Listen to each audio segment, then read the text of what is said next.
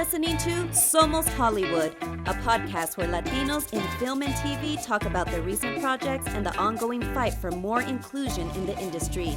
I mean, we're already here, and we're not going anywhere. So yeah, apúrense. We are ready. We are talented. We are Hollywood.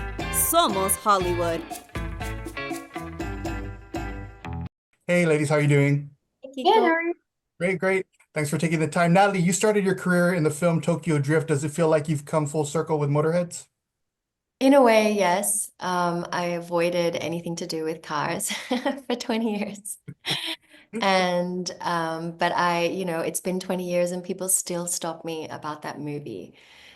So it's really sweet to see the kind of, impact it's had globally and now to kind of pass the torch on to this next generation like Melissa and see her and the rest of the gang of teenagers pick that up and run with it. Definitely. So, what attracted both of you to a TV series about street racing, Melissa?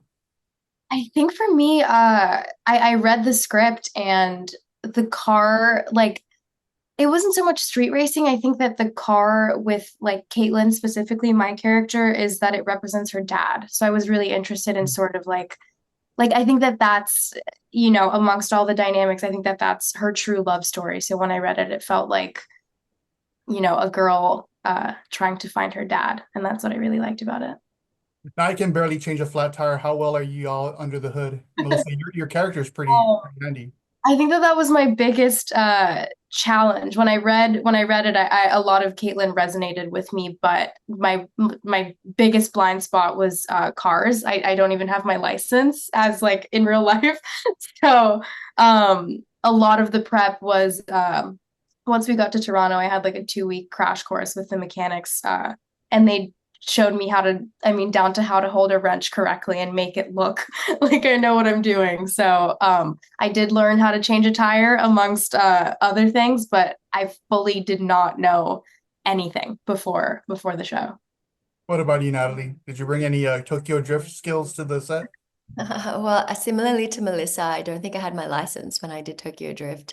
My preferred mode of transport is a bicycle, Okay. but my father was at one point in his life racing in Formula One and Le Mans and all these big, official races. And I like to think that maybe this is some kind of like DNA thing coming through that I keep getting put in these, projects with cars. It's not necessarily the thing that I most enjoy, but someone in my lineage did. So it's an ancestral work that I'm doing here. There you go. Natalie, your background is Peruvian, Argentinian. Melissa, you're just Puerto Rican. Michaels, who plays your brother and your son, is Mexican, Puerto Rican too. 25 years ago, I don't think that a TV series would have cared too much about creating a TV family who looks like this, right? Correct. Yes. It's a big Well, deal. yeah. It feels so good. And when we looked at each other, when we first met, we really liked just the amount of melanin in our family and just how and the fact that we're telling a story not necessarily about like, immigrants, quote unquote, but like small town America and what like a real American family looks like. So it's really beautiful to see that, on our television screens, we're seeing families more reflective of what the actual demographics of America look like. And I think that's really important. And thanks for picking up on that point, Kiko. Yeah, definitely. And Melissa, what about you? You're a young actress coming into this industry. I'm sure you've heard stories about how hard it was for Latinas to, get ahead in this industry. They're only given, offered maid roles and things like that. The hot fiery Latina. I think we're past that, or what do you think? So sorry? Do you think we're past that? Oh, I mean, I think definitely. I think Caitlin is a big step forward in terms of representation because, like what Natalie was saying, like the main family in the story is Hispanic, but the story isn't about them being Hispanic. It's about other things. So it's kind of nice that um, we're bringing representation, but the story isn't about that because Right. a lot of other people get to tell stories about other things. So it's nice that it's sort of, I guess, takes a backseat, but in the right way. And I think that Caitlin is big representation for like young Latinas and young Latinas like in the car world. I feel like I don't see a lot of that in media. So it was a cool little like corner to get to play in. Definitely. Real quick on that note, Natalie, there's still a lot of work to be done when it comes to representation. Your show, Beauty and the Baker, is a perfect example of a critically acclaimed Latino-led show that didn't get enough time to build an audience. When you take examples like that under consideration, and there are at least a dozen of them in the last 5 years, what do you think that says about Hollywood's mindset today when it comes to representation? Is there still work to be done?